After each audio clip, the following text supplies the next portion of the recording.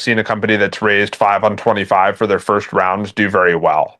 And there's a couple of reasons for this. At least what they were thinking. I'll try and represent their point of view on this, which was when you're raising $5 million and you don't have a product, you just have some co-founders, you're very likely to sort of increase your spend prematurely, build out a team, because you have all this money, so why not use it? And ultimately, you end up usually burning through the money in the same sort of speed that you would, regardless of how much money that you had. So, meaning you'll probably end up with 24 months of runway, no matter how much money you have. And it's really hard to nail those first 24 months. So you kind of run into a situation where you might end up with the same amount of traction that you would have gotten with $1 million, but having spent $5 million. So you haven't shown that you're very capital efficient, which isn't a particularly great thing to show. And then I think that the big challenge is now you've gotten, $1 million worth of progress for $5 million.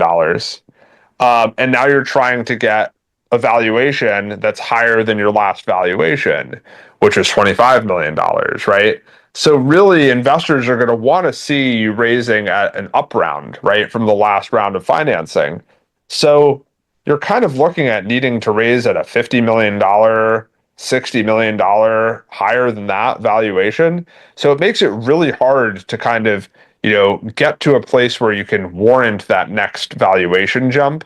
Versus if you think about it, you're raising at an $8 million valuation or a $12 million valuation. Well, then you always have the opportunity to go to that sort of $25 million valuation for the next round.